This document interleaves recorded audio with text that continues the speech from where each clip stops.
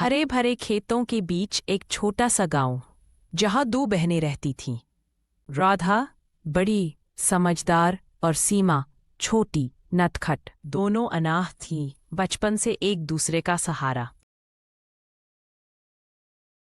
राधा मेहनती थी, खेतों में काम करती थी, दिन रात मेहनत करती और बहुत प्यार से बात करती।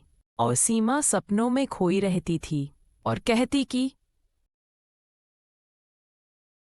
दीदी, मैं एक दिन बड़ा घर बनाऊंगी, शहर जाऊंगी।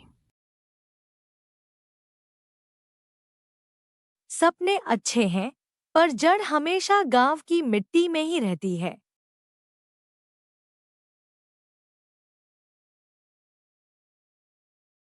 गांव में एक बड़ा जमींदार था, रघुवीर सिंह। उसे राधा की सादगी और मेहनत पसंद आई। माँ के कहने पर राधा से शादी का प्रस्ताव भेजा। घर घर बात फैल गई। सीमा थोड़ी ईर्ष्या में बोली,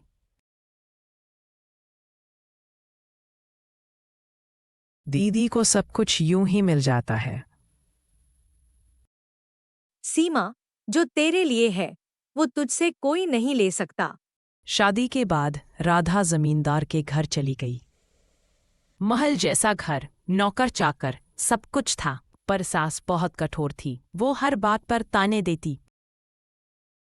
गांव की लड़की बस खेतों में ही अच्छी लगती है।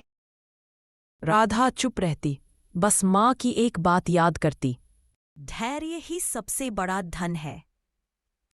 सीमा को शहर जाने का मौका मिला। एक कपड़ा मिल में काम करने लगी। वहां उसे एक लड़का मिला, मनीष, जो बहुत मीठा बोलता था।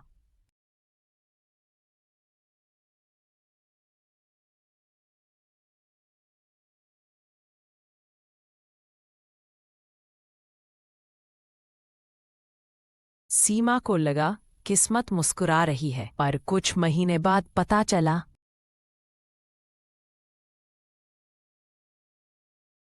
मनीष पहले से किसी और लड़की के साथ रिश्ते में था।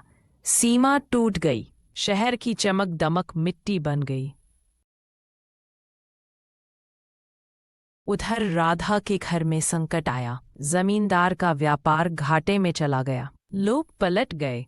सास बीमार हो गई। राधा ने अपने सारे गहने बेच दिए, इलाज करवाया और खेतों को फिर से संभाला। धीरे धीरे सब वापस सुधर गया।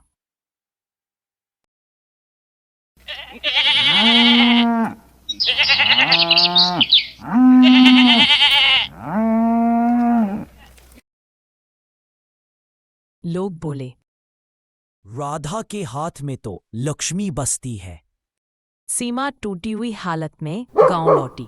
सोचा था राधा उसे ताने देगी, पर राधा ने प्यार से बोला और बताया, मैंने कहा था न सीमा, जो तेरा है वो तुझसे कोई नहीं छीन सकता। बस वक्त ने तेरी परीक्षा ली थी। सीमा रो पड़ी, दीदी, मैंने भाग्य को दोष दिया, पर असल में मेरी गलती थी। देख सीमा, अब तू पहले जैसी नहीं रही। अब तू और मजबूत बन गई है। यही तेरी असली जीत है। कुछ साल बाद दोनों बहनें फिर साथ खेतों में काम करती दिखती हैं।